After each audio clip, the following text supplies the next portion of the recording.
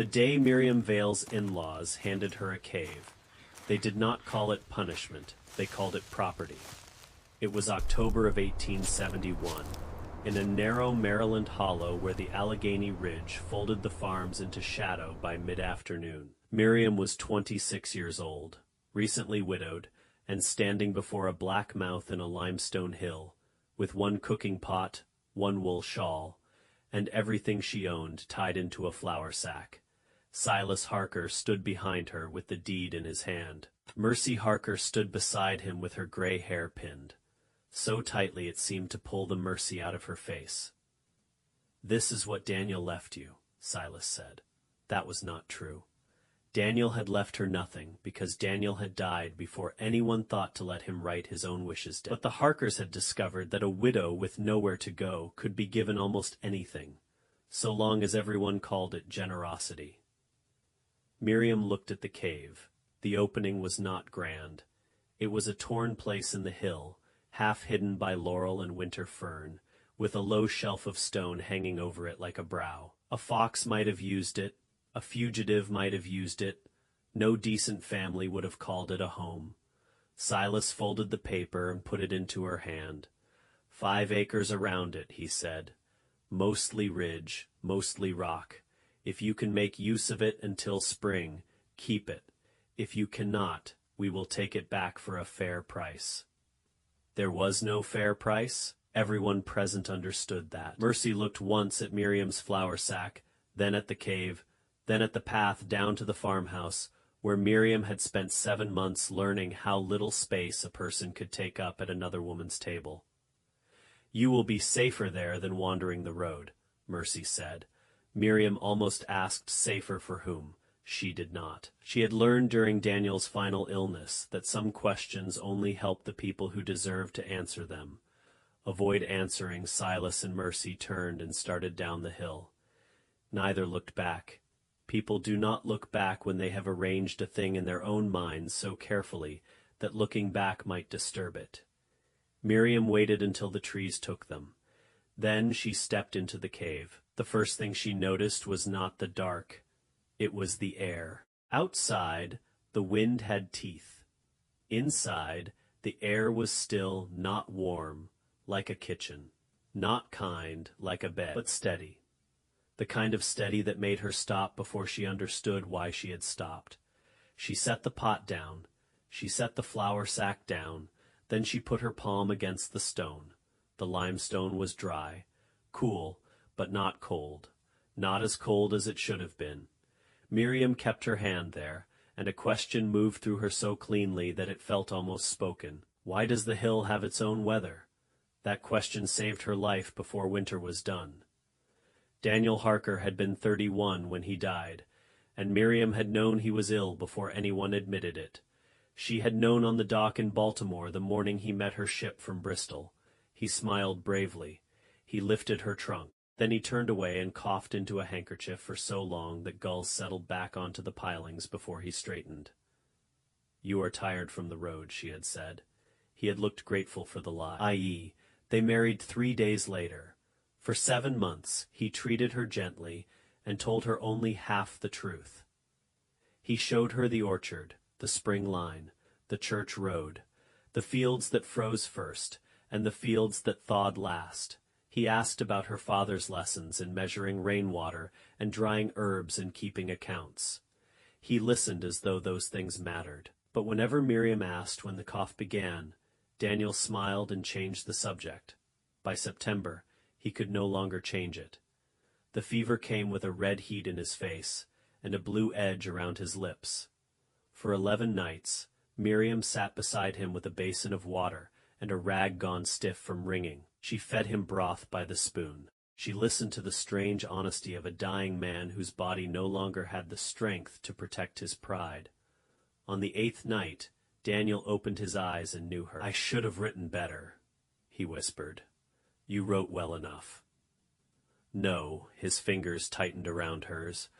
"I wrote wanting you, not warning you." By morning he did not know her name. Dr. Gideon Lark came 3 times. The first time he spoke of willow bark and rest. The second time, Miriam asked him how long Daniel had been sick before she arrived. Dr. Lark looked at the window instead of at her. "I cannot speak against a family's confidence," he said. It was a sentence built before she asked the question. Miriam could hear the joinery in it. The third time, Daniel was dead. At the funeral, Beatrice Crowe made her first public kindness. Beatrice was the wife of the man who managed the Valley Purchasing Circle, which meant half the farms depended on her husband's ledger, and the other half behaved as though they might someday. She approached Miriam in the churchyard wearing black gloves and a face arranged into pity. "You poor foreign thing," she said loudly enough for 3 women and a deacon to hear. "Our winters must feel cruel to someone who does not understand this country." Miriam looked at her. "I understand cold well enough." Beatrice smiled. "Cold is not the only thing that kills in a place like this." Miriam stepped closer. Only one step, but enough to make the listening women stop pretending not to listen. "No," Miriam said quietly. "Sometimes people do." Beatrice's smile stayed, but something behind it sharpened. That evening, Miriam heard Beatrice in Mercy Harker's parlor. "She cannot remain," Beatrice said. "A young widow with no people here becomes a story. Stories become trouble. Trouble becomes cost," Mercy answered. "We know." 3 days later, Silas brought the deed to the cave. The first night, Miriam slept on packed clay with her shawl pulled over her head and the cooking pot beside her like a poor woman's iron-guard dog. She woke before dawn, not comfortable, not rested, but alive. The inside of the cave was still steadier than the air beyond the entrance. The second night, frost silvered the ferns outside. Inside, there was none. On the third morning, Miriam climbed higher into the ridge to find the man people called Orrin Pike. She found him outside, a cabin made of dark logs, sitting on a split stump and shaving a curl from a cedar peg. He was 79, with a white beard, brown hands, and eyes that looked as if they had spent a lifetime waiting for weather to finish explaining itself. He did not ask her name. "You found the warm hollow," he said. Miriam stopped at the edge of the clearing. "Did Silas tell you?" "No." Orrin blew cedar dust from the peg. E.g., woman sent to useless places either cry or look for answers. You have the second face. She came closer. "The cave is warmer than the hill." "The cave is the hill," Orrin said. "That is why." She waited. He pointed the cedar peg toward the slope below them. "Stone keeps a slower clock. Air runs mad from morning to night, but stone takes months to change its mind. Go far enough inside, and January cannot get in properly. August cannot either. That hollow stays near 54 degrees if you stop the wind from stealing it." 54 degrees. Miriam repeated the number in her mind the way another woman might repeat a prayer. Orrin stood slowly. "The mouth is too open. You need a wall, logs, and clay. Door no wider than a cart yoke. Fire outside, never inside, unless you want smoke to do what winter failed to. Put flat stones in a half circle before the door. Heat them until they remember. They will send it inward after the flame drops." "How do you know?" Orrin looked toward the trees. "I slept there, the winter of 37. After my roof burned and before I learned humility." He picked up a hatchet. "Come tomorrow, bring that pot. You will need more than one kind of heat." For 12 days they built. Orrin did not do the work for her. That was his first mercy. He showed Miriam how to split saplings along the grain, how to pack moss into gaps before clay, how to brace a wall against wind that came not straight but sideways, curling along the cliff face like water finding a crack. On the 4th day her palms opened. On the 7th, the top row collapsed because she had stacked the heaviest logs where her pride wanted them, not where the wall needed them. Orrin looked at the fallen work. "Weight is not strength," he said. "Arrangement is." So Miriam rebuilt it. By the end of October, the cave had a front wall, a narrow door, a small oiled paper window, and hearthstones outside, arranged like a broken moon. That evening, She lit the fire and watched Orrin's lesson become fact. The flame warmed the stones held the heat. The air moved inward, slow and low. The limestone at the back of the cave, which had always been cool, became something else beneath her palm. Not warm, willing. Miriam slept 6 hours without waking. The next morning, while widening a shelf for storing turnips, she found the clay jar. It had been hidden behind a flat stone deep enough in the cave that daylight barely reached it. The jar was sealed with pitch. Inside was a folded piece of oiled cloth and a strip of birch bark covered in a cramped black hand. A map, not a treasure map. Something better, a map of the ridge. It showed the cave, the spring seam behind it, a narrow air crack above the east face, and 3 small chambers Miriam had mistaken for shadows. Beside one chamber, Orrin had written, "Dry even in flood." Beside the air crack, "Keep clear. Warmth dies when air stops moving." At the bottom was a date, OP-38. Miriam took the map to Orrin. He held it in both hands and pretended to be surprised. "I forgot that." "No, you did not." His mouth twitched. "No, I did not." "Who did you leave it for?" He looked past her toward the descending leaves. "Someone cold enough to look." That winter began trying to close its fist in November. Beatrice Crowe tightened hers first. When Miriam walked to the general store for salt, Mr. Voss behind the counter already looked sorry. "I cannot fill that order, Mrs. Harker." "Cannot," he swallowed. "Purchasing circle business. Accounts tangled. You understand." On his ledger, a folded note lay under the paperweight. Miriam saw Beatrice Crowe's slanted handwriting even before she saw her name. She placed 2 coins on the counter. "Are you selling salt, Mr. Voss, or permission?" His face reddened. "I have children. So do many cowards." The words came out before she could soften them. She did not regret them. Voss stared at the coins, then pushed 1 small sack of salt across the counter. "This once." Miriam took it. On the road home, she stopped beside a low place where deer tracks cut through the mud, even though no grass grew there. Orrin had mentioned it once. A lick, mineral seep. Not enough for trade, enough for animals who did not care what humans put in ledgers. She knelt, touched her finger to the damp stone, and tasted bitterness under the salt. That night, she boiled seep water in the iron pot, filtered it through charcoal and sand, and scraped the gray residue from the bottom. The first batch was foul. The second was better. The third, after 2 days of settling and pouring and boiling, was coarse enough to use. Not clean white salt from a store shelf. Better. It belonged to no one who wanted her hungry. She placed the little jar beside the cave wall and looked at it for a long moment. A person does not become free all at once. Sometimes freedom is a spoonful of bitter salt scraped from an iron pot. In late November, 2 women came with Beatrice to inspect the failure they had been promised. Miriam was mending a torn sleeve when their skirts appeared over the rise. Beatrice stopped outside the cave wall. "Well," she said, "you have improved the hole. I have made a house." "A cave is not a house." Miriam opened the door. "Then it cannot frighten you to step inside." The 2 women behind Beatrice looked at one another. Curiosity defeated loyalty first in the younger one. She entered. The older woman followed. They stood in the cave and grew quiet. Miriam watched their shoulders drop, watched them notice the stored turnips in dry stone niches, the stacked wood, the little shelf of jars, the sleeping place raised from the floor with cedar poles and straw, the map folded under a stone weight. The younger woman touched the wall. "It is warmer in here." Beatrice stayed outside.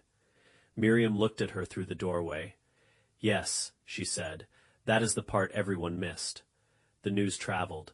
Not kindly, not fully, but it traveled. By December, men who had laughed at Miriam's burrow began asking one another how a cave could hold warmth. Women began leaving useful things where no one had to admit leaving them: a heel of tallow, a bundle of bean pods, a cracked lantern with a good wick still inside. Orrin's cough worsened. He had been old in October, but age had been something he carried like a tool. By Christmas, it had become something carrying him. Miriam climbed to his cabin every morning with broth in the pot and questions in her mouth. He answered the ones that mattered: how to read a hard blue sky, how to choose deadwood that would burn steady instead of fast, which stones spit when heated, why a door should never be sealed too tight when a fire is feeding it from outside. Heat is not the only thing alive people need, he told her. Air matters, but foolish people notice air only when it is gone. One morning, he pressed a small brass compass into her hand. My son carried it west, sent it back after he stopped writing. I kept it because grief likes objects. You keep it because direction has uses. She did not thank him then. There are gifts a person cannot thank properly until years have made room for them. The truth about Daniel came in pieces. Reverend Amos Reed gave Miriam the first piece on a freezing afternoon outside the church road. Daniel knew, he said, with his hat in both hands. Before he sent for you, he told me near the end. He was afraid you would not come if you knew how long he had been ill. Miriam looked at the ridge beyond the church roof. And his parents? The Reverend did not look away. They knew. And Dr. Lark? Yes. She went to Dr. Lark's house the next day. He opened the door and did not look surprised. You knew Daniel was dying when I crossed the ocean, Miriam said. I knew he was unwell. You knew the difference between unwell and dying. You made your living knowing that difference. Dr. Lark's face tightened. Families decide what families can bear. No, Miriam said. Families decide what they want to avoid. Doctors decide whether to help them avoid it. For a moment, his professional stillness broke. Not enough for apology, enough for truth to show its edge. I was wrong, he said. Miriam nodded. That is useful only if it changes what you do next. She left him standing in the doorway. January hardened everything. The creek glazed over. The path to Orrin's cabin became a white scar through the trees. The valley farms drew inward, burning through wood piles faster than anyone admitted. Miriam counted turnips, beans, dried rabbit, salt candles, and firewood. The numbers never comforted her, but they told the truth, and she had come to prefer the discomfort of truth over the softness of being managed. On February 2nd, Orrin woke before dawn and told her, the ridge has stopped breathing. Outside, the sky was a perfect, merciless blue. Miriam had learned enough to fear it. No birds, he said. No squirrels. Wind waiting instead of moving storm by morning. Bad one. She believed him. All day she prepared. She cut deadwood until her wrists shook. She filled every vessel with water and set them deep in the cave where the stone clock held steady. She checked the air crack, packed the wall gaps, banked coals under ash, and pulled the door brace within reach. Near sunset, she stood outside and looked down toward the Harker farmhouse. The smoke from its chimney was thin, too thin. She had noticed the woodpile 2 weeks earlier, low along the south fence. Low enough that a careful family could make it if the weather behaved. But weather does not accept agreements made without it. Miriam stood in the whitening dusk and felt the old injury rise in her like a hand closing. Silas had given her the cave because he wanted her gone. Mercy had watched it happen. They had hidden Daniel's illness. They had let her cross an ocean toward a truth everyone else already knew. Then she thought of Daniel calling for his father on the 6th night of fever. She thought of Mercy's hand shaking once, only once. As she folded Daniel's burial shirt, she thought of the farmhouse chimney drawing too little smoke. I do not want them dead, Miriam said aloud. The sentence surprised her because it was simple. The storm arrived before dawn. It did not fall from the sky. It attacked sideways. Snow struck the wall, the door, the oiled window, the whole face of the ridge, as if the weather had found an enemy. Miriam did not open the door for 2 days. She kept the outside fire alive through a protected draft gap, feeding it by reaching from the side hatch. Orrin had made her build, though. She had not understood why at the time. Now she understood. On the third morning, silence came. Not peace. Aftermath. Miriam opened the door against packed snow, dug herself out with the short mattock, wrapped every layer she owned around her body, tied Orrin's compass under her shawl, and started down the hill. The snow reached her waist in the shallow places, and her chest in the drifts. She moved by memory and by the pressure of the mattock handle finding ground beneath whiteness. At the creek crossing she went 30 paces east, because Orrin had taught her where moving water ate the underside of snow. It took her nearly 3 hours to reach the farmhouse. No smoke came from the chimney. That was the worst answer. She dug down to the kitchen door and hammered with the mattock handle. For a long time, nothing. Then a scrape. Mercy opened the door inward with both hands wrapped in cloth. Her breath showed inside the house, not outside inside. "Miriam," she said. "Only the name. No judgment left to hang on it. Where is Silas?" Mercy stepped aside. The kitchen was colder than the cave had ever been. Colder because it had been warm once and was losing the memory. A chair lay broken by the hearth. The last coals were gray. Silas sat near them in a coat and 2 quilts. His beard rhymed with frost from his own breath. "The chimney is blocked," he said. His voice was steady because pride can survive longer than heat. "The outside wood is buried, back door jammed. I could not clear the roof. Can you walk?" Miriam asked. He stared at her. "I can, then walk now." Mercy began gathering blankets. Silas did not rise. "We cannot take charity from you." Miriam looked at him, and for the first time she did not see the man who had given her a cave. She saw Daniel's father, a frightened old man sitting in a house that had become a trap because he had believed too long in the things he controlled. "This is not charity," she said.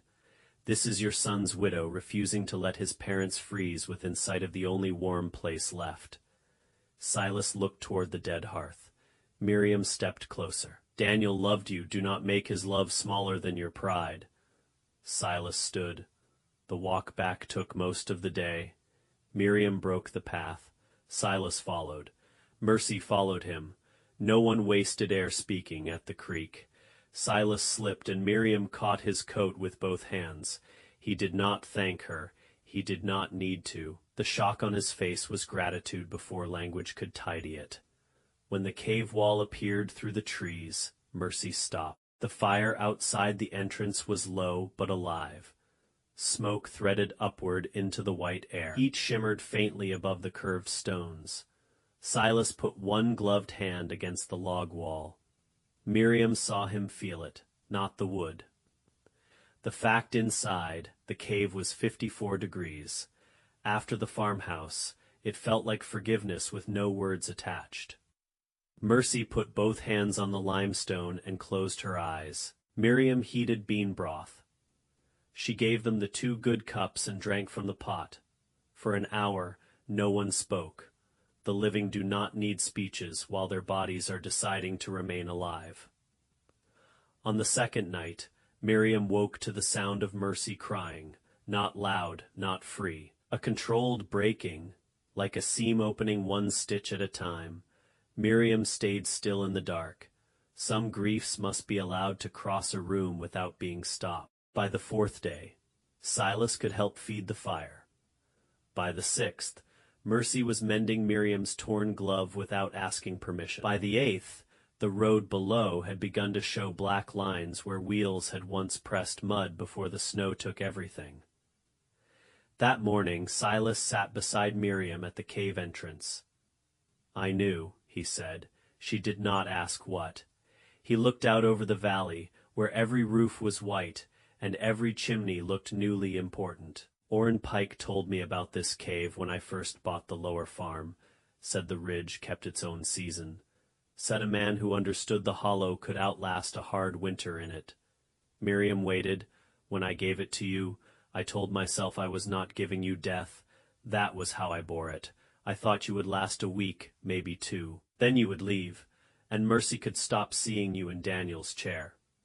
His hands folded together. I wanted you gone because you were proof of what we had done. Daniel wanted you so badly that we let him lie. Then when he died, your face kept asking us the question we refused to answer. What question? Silas turned to her. What kind of people let a woman come that far without warning? Miriam looked at the hearthstones. What answer did you find? His mouth tightened. Not the one I wanted. That was the apology he could give, not complete, not graceful, but costly.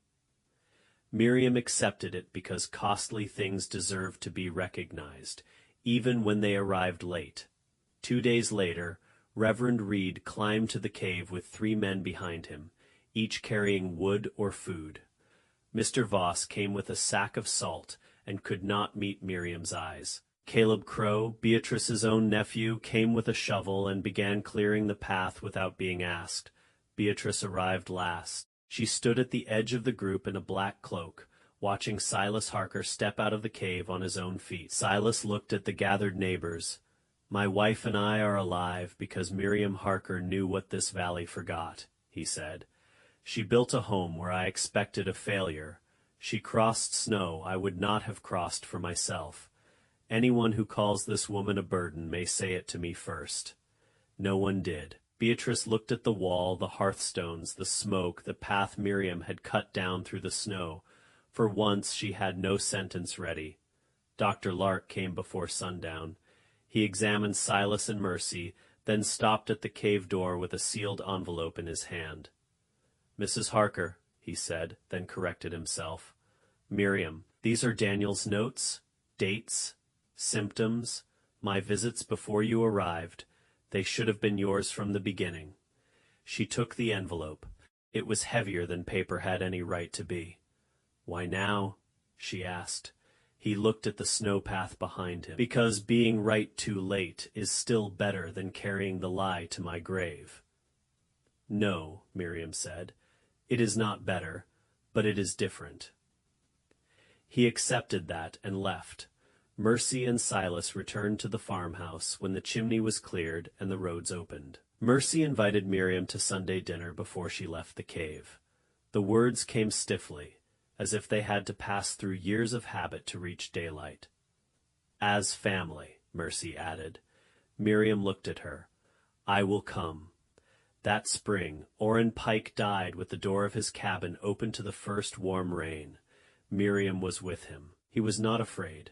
He seemed only mildly inconvenienced that the body had chosen a busy season to finish its work. Keep the air crack clear, he whispered. I will. Do not trust a blue winter sky. I will not. And when someone calls a thing worthless, look at what they failed to measure.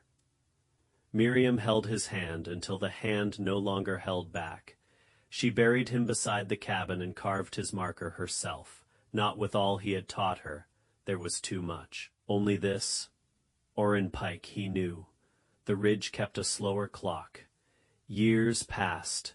Miriam kept the cave. She kept it after Silas transferred the 5 acres fully into her name, not as a bargain, but as a correction. She kept it after Mercy began saving her a place at the Sunday table. She kept it after the valley stopped calling it a cave and began calling it Miriam's warm room. In 1875, when she married Thomas Alder, a widower with 2 sons and a farm on the North Slope, she told him before the wedding that the cave would remain hers. Thomas asked only one question. Does it need a better door before next winter? So she married him. She taught his sons how to find the spring seam, how to read the air crack, how to warm the hearthstones, how to tell the difference between cold that visits and cold that intends to stay. When their daughter was born, Miriam carried the child to the cave in a shawl and pressed the baby's small palm against the limestone. Listen, she whispered, though the child was too young to understand. The stone is slower than fear. Silas Harker died in 1878 with Mercy beside him and Miriam in the room. Near the end, he asked whether the cave still held. It holds, Miriam said. He nodded. Good. Some things should outlive the shame that found them. Mercy lived long enough to see the cave used by 3 families during another hard storm. She lived long enough to sit at Miriam's table and laugh once, unexpectedly, at a child's bad joke. She lived long enough to become not a mother to Miriam, because truth does not require false names, but something earned and stranger and more durable than the thing people pretend forgiveness is. The ridge changed. The old purchasing circle broke apart. Beatrice Crow's name became a caution. Women used quietly when kindness came too dressed, up to trust. Dr. Lark's envelope stayed unopened for many years in a tin box beside Orrin's map and compass, because Miriam did not need to read the proof every day to know what had happened. The cave mouth partly collapsed in 1911 after a spring flood. Miriam was old then, her hair white, her hands bent, but she made her grandsons clear it. Why? One of them asked. No one lives in there now. Miriam looked at the boy until he understood he had asked the wrong question. Because shelters are kept before they are needed, she said, not after. That is the part people forget when the story becomes simple. They say a widow was given a cave and survived. They say she proved everyone wrong. They say the cruel in-laws had to come crawling back. Those things are true enough to be repeated, and false enough to miss the point. Miriam Vale survived because she did not accept the first meaning people gave a thing. A cave was supposed to mean exile. She asked why it held warmth. A wall was supposed to mean separation.